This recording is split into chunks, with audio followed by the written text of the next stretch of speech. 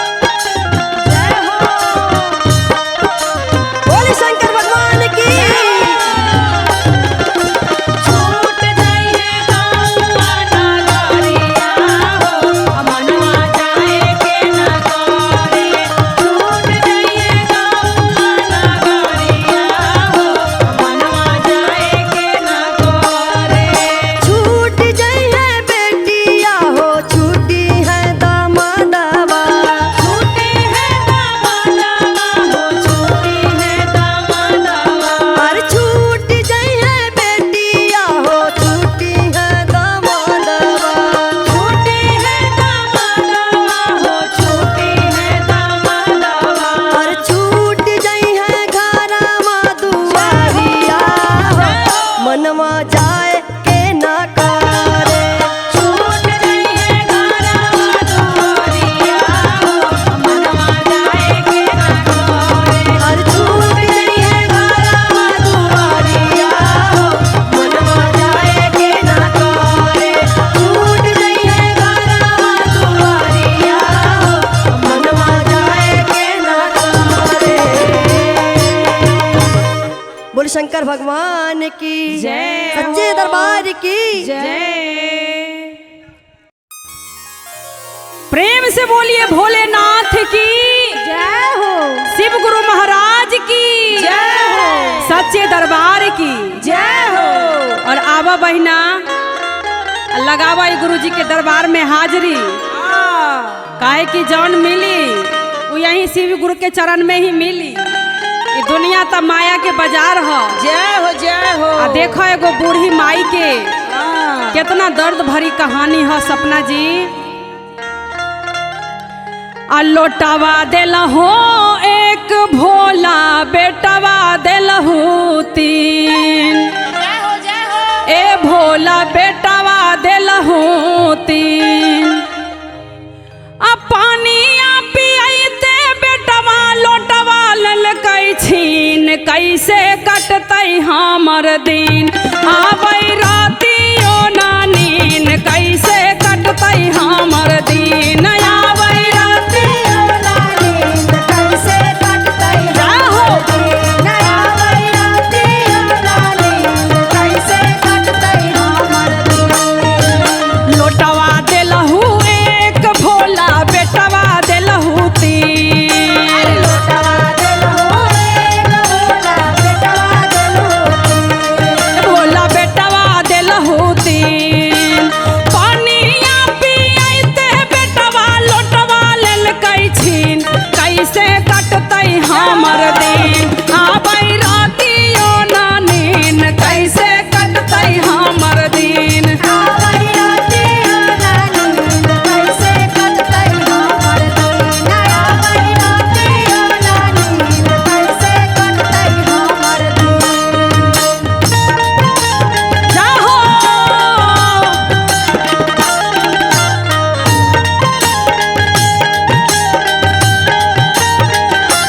कैसे कटतै हमर दिन।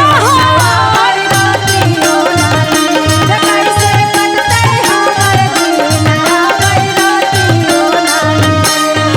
आ एक बूढ़ी माई के कहानी सुना पूनम दीदी। आ एगो बेटा के पढ़ावे में गहना जेवर सारा धन संपत्ति बिढ़ा गेल। सारा जमीन जायदाद बिक गेल। लेकिन वो बेटा एगो मौगी के चक्कर में देखा कैसे माई बाप के साथ व्यवहार करता। माई बाप के आ कैसे कहना है पूनम दीदी। तोरा पढ़ावे लिखावे खातिर बेचली सारा जमीन रे बेटा। बेचली सारा जमीन। हो बेटा बेचली सारा जमीन। है तोरा पढ़ावे लिखावे खातिर बेचली सारा जमीन रे बेटा। बेचली सारा जमीन रे बेटा बेचली सारा जमीन। माई बाबू के सूखल रोटी। माई बाबू के सूखल रोटी मौगी ले चाउमीन। कैसे कटतै हमर दिन आबै रातियो ना नीन। कैसे कटतै हमर दिन आबै रातियो ना नींद। कैसे कटतै जाहो आबै रातियो ना नींद। कैसे कटतै हमर दिन। बोल हर हर महादेव की जाहो।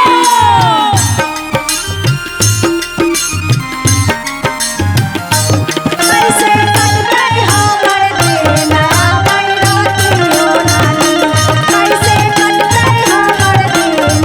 आबै रातियो ना नींद। आ जैसने तीनों बेटा के हाल बा पूनम दीदी। आ वैसने बूढ़ी आ वैसने बूढ़ी माई के तीनों पुतोह के भी हाल बा। आ सुना कैसे बड़की पतोहिया मुँह चमकाबै मझली मारै पीन हो। मछली मारै तीन। रे बाबा मछली मारै तीन। बड़की पतोहिया मुँह चमकाबै मझली मारै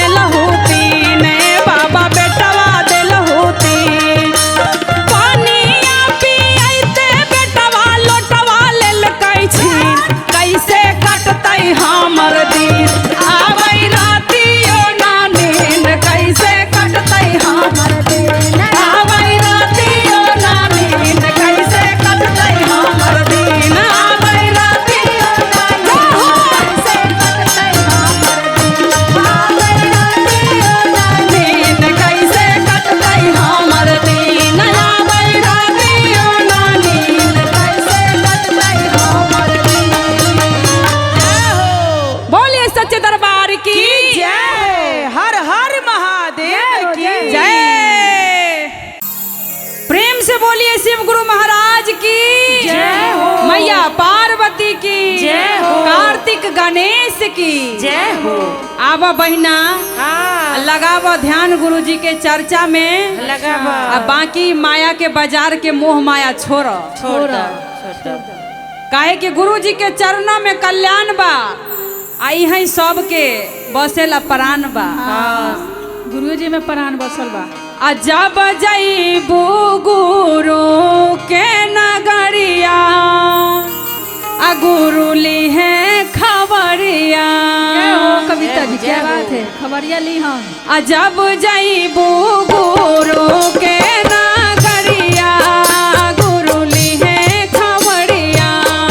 जब जईबू गुरु के नगरिया गुरु ली है खबरिया। जब जईबू गुरु के नगरिया गुरु ली है खबरिया। जब जईबू गुरु के नगरिया गुरु ली है खबरिया।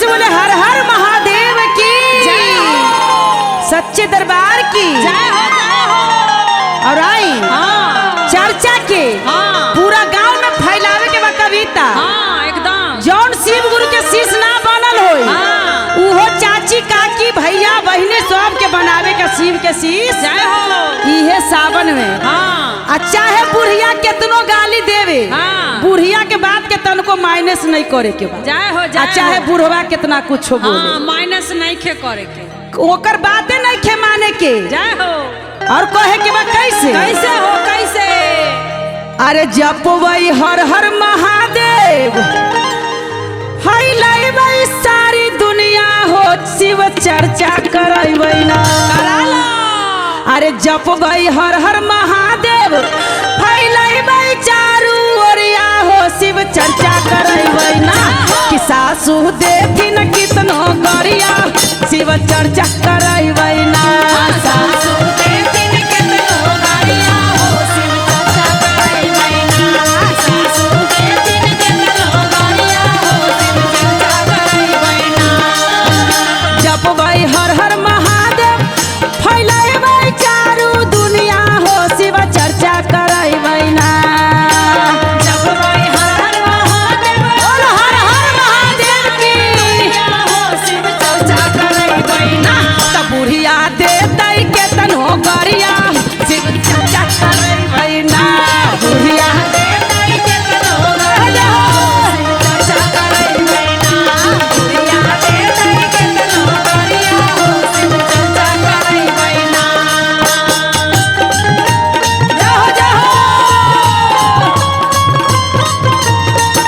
जाहो देखिन केतनो गाड़िया हो शिव चर्चा करैबई ना सासू देखिन केतनो गाड़िया हो शिव चर्चा करैबई ना और कैसे कहे की कविता सास माई के गाली आशीर्वाद होला ओकरा आचरा में लोक ली जय हो। काहे कि माता पिता बारी हाँ। अगर चार गो गलतियों करे जय हो। तो सासू माँ जरूर समझाई हाँ। और कहे के बाद कैसे कैसे अरे सासू के गारी गंगा में बहैबई हो शिव चर्चा करैबई ना अरे सासू के गारे जब गंगा में बहैबई हो शिव चर्चा करैबई ना अरे सासू के गारी जमुनमा में बहैबई हो शिव चर्चा करैबई ना त सासू देखिन कितना गरिया हो शिव चर्चा करैबई ना सासू देखिन केतनो गाड़िया हो शिव चर्चा करैबई ना सासू देखिन केतनो गाड़िया हो शिव चर्चा करैबई ना बोलो हर हर महादेव की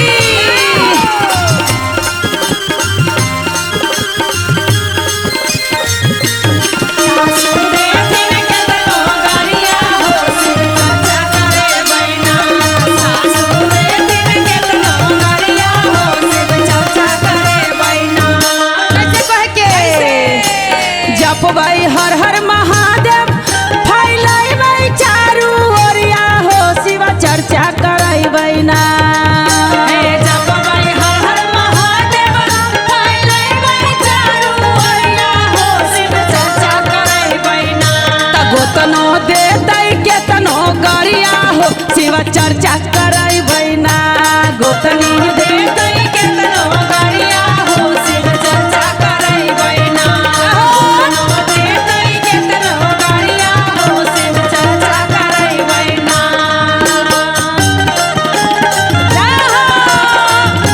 आवाज झुके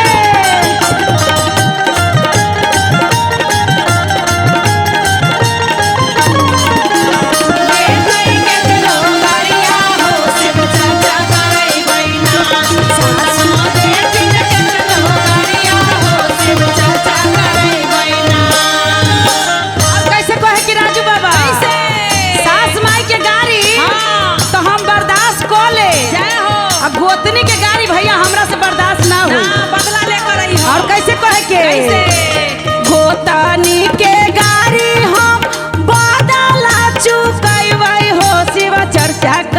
बैना गोतानी के गाड़ी हम बदला चुकैबै हो शिव चर्चा करैबै ना अरे गोतानी के गाड़ी हम बदला साधैबै हो शिव चर्चा करैबै ना आ जहिया हो तै चर्चा हो हम बदला चुकैबै ना जहिया हो तै चर्चा हो हम बदला चुकैबै ना जहिया हो तै चर्चा हो हम बदला चुकैबै ना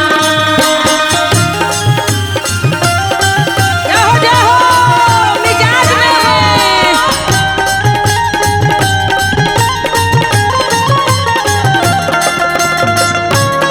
बोले शंकर भगवान की जय चर्चा हो बदला चुकैबै ना जहिया हो शिवा चर्चा हो हम बदला चुकैबै ना कैसे कहे कि कैसे हो एगो घर में नंदी बारी ई ता एक नंबर के चुगली बारी हाँ कोनो बात होता हाँ जाके तुरंत अपना माई से कहतरी हाँ कि देख ना हाँ भाभी तो हुआ गई रहे हाँ भाभी तो हऊ करत रहे हाँ एकरा जहिया शादी होई ना हाँ। तहिया जाई शादी कर के तो दोबारा कबो ना बोलाम एकरा के जय हो जय काहे कि एक नंबर के चुगली बारी हाँ और कैसे कहे के अरे ननद के बदला हम ओही साधैबै हो जय शादी होतै ना अरे ननद के बदला हम ओही साधैबै जहिया शादी होतै ना अरे ननदी के बदला हम ओही साधैबै जहिया शादी होतै ना आ जहिया लेबै 3 सत्र ज्ञानवा हो चर्चा करबै ना जहिया लेबै 3 सत्र ज्ञानवा हो चर्चा करबै ना जहिया लेबै 3 सत्र ज्ञानवा हो चर्चा करबै ना जहिया लेबै 3 सत्र ज्ञानवा हो चर्चा करबै ना बोल सच्चे दरबार की जय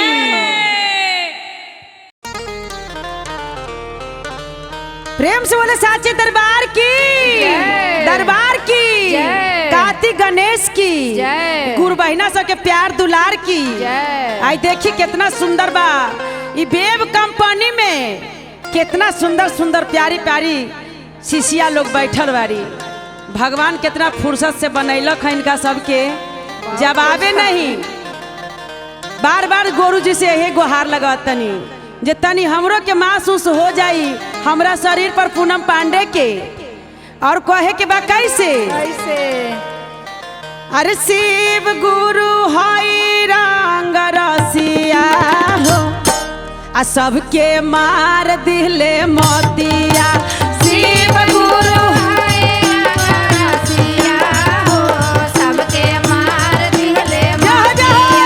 शिव गुरु रंग रसिया हो सबके मार दिले मातिया अरे मार दिले मोतिया सबके मार दिले मोतिया मार दिले मातिया सबके मार दिले मातिया अरे शिव गुरु हई रंग रसिया हो आ सबके मार दिले मोतिया शिव गुरु रंग रसिया बनल रही मिजाज में। मार दिले जाओ, जाओ। शिव गुरु रंग रसिया हो सबके मार दिले मातिया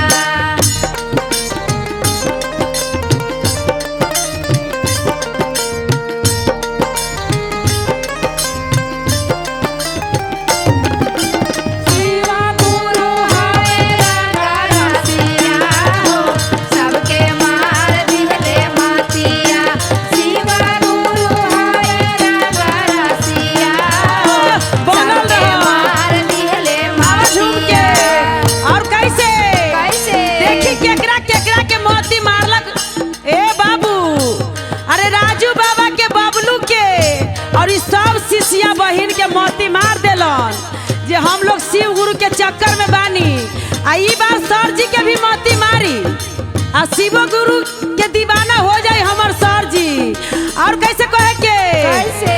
रुपिया जोरी जोरी महल हम बनावली महल हम बनावली हो महल हम बनावली रुपिया जोरी जोरी महल हम बनावली महल हम बनावली हो महल हम बनावली अरे महल के मालिक हमर बेटावा हो आ गुरुजी मार दिहले मतिया महल के मालिक हमर बेटावा हो गुरुजी मार दिहले मतिया महल के मालिक हमर बेटावा हो गुरुजी मार दिहले मतिया अब चढ़ के भाव में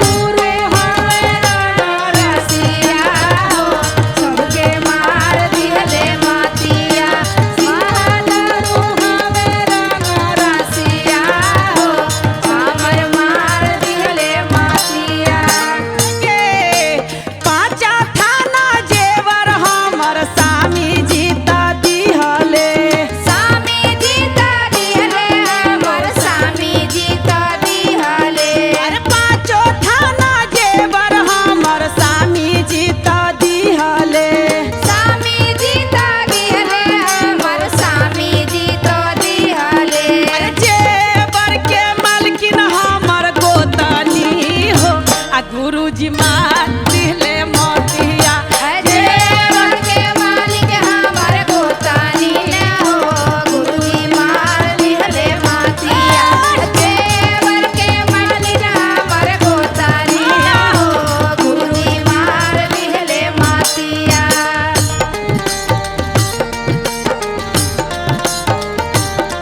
बोली शिव गुरु भगवान की गुरु हमारा रसिया हो सबके मार दिहले मतिया शिव गुरु हमारा रसिया हो सबके मार दिहले मतिया बाबा सारिया खरीद हम गोदरज में रखली गोदरज में रखली हमें गोदरज में रखली सारिया खरीदी हम गोदरज में रखली गोदरज में रखली हमें गोदरज में रखली अरे सारी के मलकिनी हमर पतोहिया हो आ तनी हाथ उठाई सीधा सीधा कि पतो हवते पूरा लौकर बंद हो जाता सासू माई के भाई हमरो साथ ये होता है अब। और कैसे कहे के कैसे?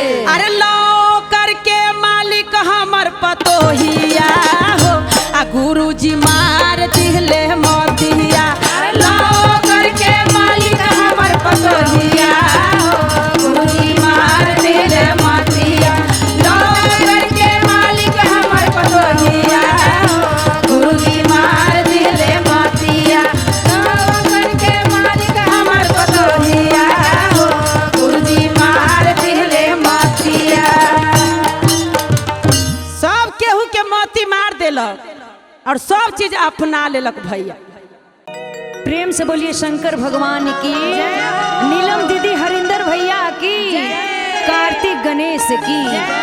और देखी आज ए शिव चर्चा में सब गुरु बहिना लोग इकट्ठा हो गई बा और नीलम दीदी के अंगना में वेव कंपनी के माध्यम से शिव चर्चा रखाइल बा। पहन के आइल बड़ी सिसिया हाँ, आज सब शिष्या के हाथ में कंगना बा। जय हो आ सब कोई मिल के शिव चर्चा करता, गुरु जी के मनावता, कहता कैसे कि अरे हाथवा में पेन्ही गुरु जी के कंगना। सब गुरु बहिना से निवेदन बा कि अपना अपना हाथ में रुद्राक्ष के गुरु जी के दिहल कंगना पहिन लेवे के बा। आ चले के बा कैसे कि अरे हाथवा में पेन्ही गुरु जी के कंगना। आ शिष्या चर्चा करे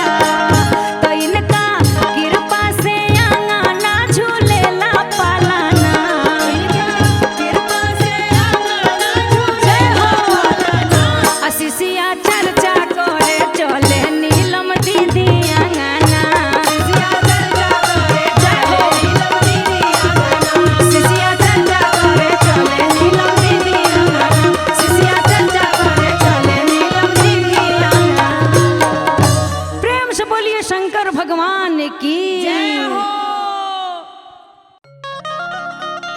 प्रेम से बोले साचे दरबार की शिव गुरु भगवान की लीलम दीदी हरिंदर भैया के प्यार दुलार की और आई फेर से बेब कंपनी में 12 सुंदर शिव चर्चा के सेट लागल बा और तमाम गुरु बहना भैया सबके इस शिव चर्चा में हाजिरी लागता। हम राजू बाबा के पूरा टीम बा और जहाँ जहाँ जाम जौन स्टूडियो में सब में हमार राजू बाबा के टीम रही और कहे के बा कैसे हमारे गुरुजी हो हमारे गुरुजी हमारे गुरुजी हो हमारे गुरुजी ततानी हमरो घरवा ऐती ए हमारे गुरुजी ततानी हमरो घरवा ऐती ए हमारे गुरुजी ततानी हमरो घरवा ऐती ए हमारे गुरुजी हमारे गुरुजी हो हमारे गुरुजी ततानी हमरो घरवा ऐती ए हमारे गुरुजी ततानी हमरो घरवा ऐती ए हमारे गुरुजी ततानी हमरो घरवा ऐती ए हमारे गुरुजी। बोल हर हर महादेव की बोल सच्चे दरबार की ततानी हमरो घरवा ऐती ए हमारे गुरुजी ततानी हमरो घरवा ऐती ए हमारे गुरुजी। और कैसे कहे कि बाबा गैया के गोवारा से अंगना लिपवाई थी अंगना लिपवाई थी हो अंगना लिपवाई थी गैया के गोवारा से अंगना लिपवाई थी अंगना लिपवाई थी हो अंगना लिपवाई थी कितनी हमरो घरवा ऐती ए हमार गुरु ततानी हमरो घरवा ऐती ए हमारे गुरुजी ततानी हमरो घरवा ऐती ए हमारे गुरुजी। अब मिजाज में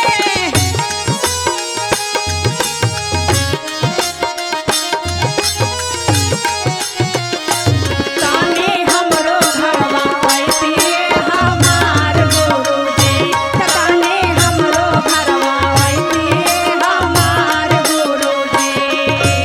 और कैसे कहे के भंगिया धतुरावा के असनी लगाई थी आसनी लगाई थी हो आसनी लगाई थी भंगिया धतुरावा के असनी लगाई थी आसनी लगाई थी हो आसनी लगाई थी अपने हो गुरु जी के आंगने बोलाई थी आंगने बोलाई थी हो आंगने बोलाई थी कितनी हमरो घरवा जय हो ए हमार गुरुजी ततानी हमरो घरवा ऐती ए हमारे गुरुजी ततानी हमरो घरवा ऐती ए हमारे गुरुजी। बोल शंकर भगवान की सच्चे दरबार की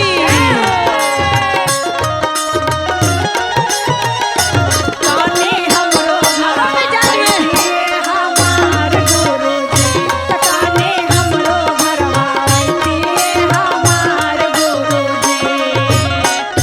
कैसे कहे के भैया कैसे कहे कि बा गुरु जी के बड़ा भाव से बोलावे के बा बड़ा प्यार से और कहे के कैसे मिसरी बदामा माँ के भोगवा लगाई थी भोगावा लगाई थी हो भोगावा लगाई थी मिसरी बदामा माँ के भोगवा लगाई थी भोगावा लगाई थी हो भोगावा लगाई थी भरी के त गंगा जी से पनिया मंगाई थी पानिया मंगाई थी हो पानिया मंगाई थी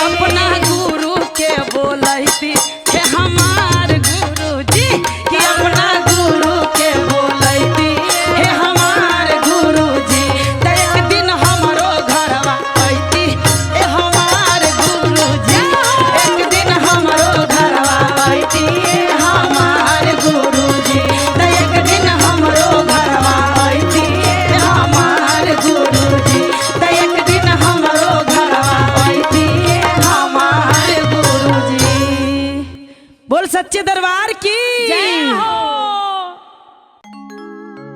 प्रेम से बोलिए शंकर भगवान की जय हो। गौरा मैया की जय। और देखी हाँ। ये शिव चर्चा में सब शिष्या लोग अंगना लिपा के जय हो। आ चौका पुरा के हाँ। आ चर्चा के बेरे गुरु जी के न्योता भेजा के बुलावता कहता कैसे कैसे हो। कि हम तो आंगना लिपाए दिहानी जय हो। कि यार चौका पुराए दिहानी। और सब शिष्या लोग कहता कि ये गुरु जी हाँ। अबेर मत करे मत करें। कि चर्चा के बेर हो गई बा सबेर आवे के बा आवे के आ बा। कहता कैसे कैसे? कि भइले चर्चा के बेर गुरु आ जाई सबेर हम तो न्योता भेजाए दिहानी। भइल चर्चा के बेर गुरु आ जाई सबेर हमार न्योता भेजाई दिहानी। भइल चर्चा के बेर गुरु आई सबेर हमार न्योता भेजाई दिहानी। हम तो आंगना लिपाए दिहानी आर चौका पुराए दिहानी। भइले चर्चा के बेर गुरु आ जाई सबेर हम तो न्योता भेजाए दिहानी। भइल चर्चा के बेर गुरु आ जाई सबेर हमार न्योता भेजाई दिहानी। भइल चर्चा के बेर गुरु आ जाई सबेर हमार न्योता भेजाई दिहानी। प्रेम से बोलिए शंकर भगवान की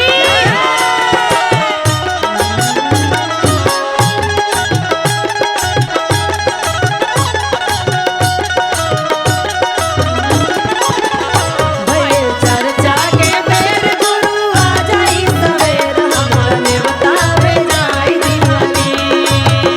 भइल चर्चा के बेर गुरु आ जाई सबेर हमार न्योता भेजाई दिहानी। ब्रह्मा जी आई है या विष्णु जी आई है संगवा में लक्ष्मी मैया के ले आई है।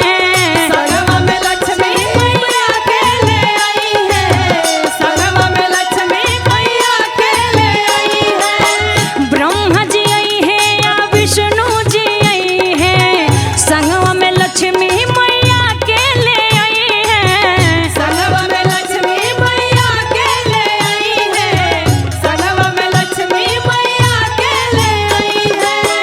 कि हम तो दिया ना जराए दिहानी आरे भोगवा लगाए दिहानी। भइल चर्चा के बेर गुरु आ जाई सबेर हम तो न्योता भेजाए दिहानी। भइल चर्चा के बेर गुरु आ जाई सबेर हमको न्योता भेजाई दिहानी। भइल चर्चा के बेर गुरु आ जाई सबेर हमार न्योता भेजाई दिहानी। जय हो।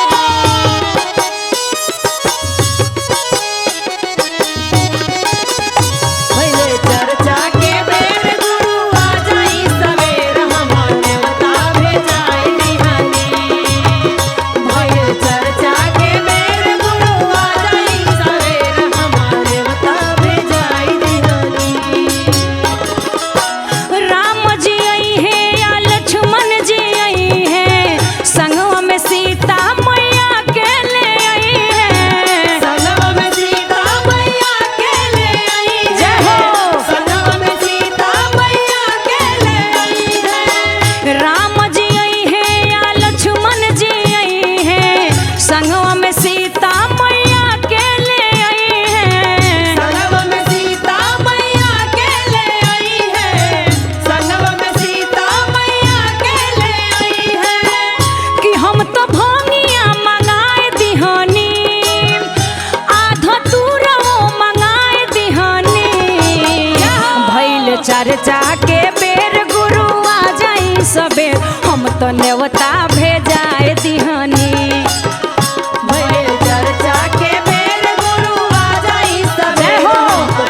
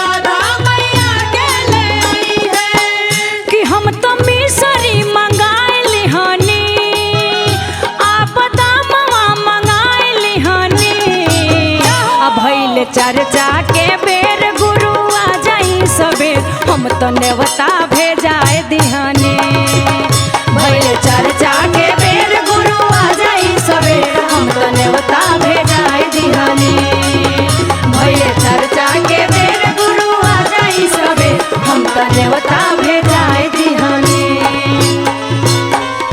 प्रेम से बोलिए शंकर भगवान की जय हो। बोल शंकर भगवान की जय हो। सच्चे दरबार की जय हो। कार्तिक गणेश की जय हो।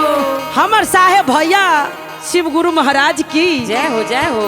और आई हाँ ई बेब कंपनी में बड़ा सुंदर हमर शिव गुरु सजल धजल अब बैठल बा भैया। हाँ हमर बेब कंपनी के जवाबे नहीं खे कौनो आ गुरु जी जवाब के अगर नइखे। पोस्टर लागल हाँ तो समझी एकदम महाने बा। कैलाश पर्वत भ गए कैलाश पर्वत हो गईली हमर हाँ, सही बेब बात बा। कंपनी काहे कि गुरु जी के बड़ा महिमा अपार बा। और आई ई चर्चा में तमाम भैया लोग दीदी लोग बा राजू बाबा और सब कोई के आई शिष्या बनावे के बा। आ उ हमर सर बैठल बा केबिन के पीछे उनका के आई शिष्या बनावे के बा। हाँ और कहे के बा कैसे कैसे हो कैसे। अरे हम हूँ चलम तू हूँ चला हाँ आ सबके लिया चलल जाई चलो हो चलो।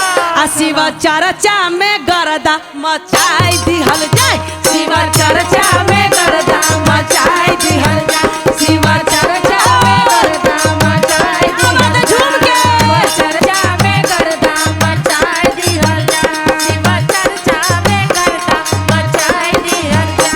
अरे हम हूँ चलम तू हूँ चला गुरु के लिया चलल जाए तो शिव चर्चा में गरदा मचाई दिहल जाए शिव चर्चा में गरदा मचाई दिहल जाए शिव चर्चा में गरदा बनल रही। क्या बात है। जिया हो जिया।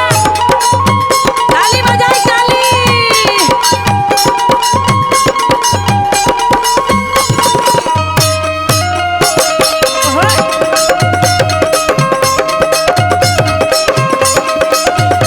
में गर्दा मचाए दिहल जा।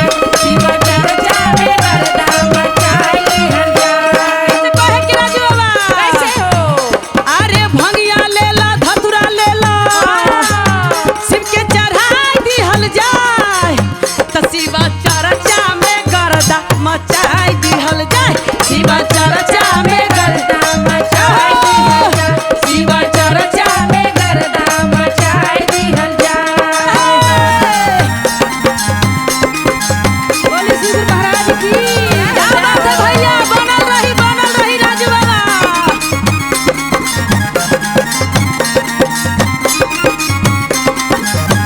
देव की जय। दिहल जा। शिव चर्चा में गर्दा मचाए दिहल जा। और कैसे कहे के कैसे। अरे भैया जई है भाभी जई है सबके लिया चलल जा भैया जई है भाभी जई है सबके लिया चलल जाए शिव चर्चा में गरदा मचाई दिहल जाए शिव चर्चा में गर्दा मचाए दिहल जा। शिव चर्चा में गर्दा मचाए दिहल जा।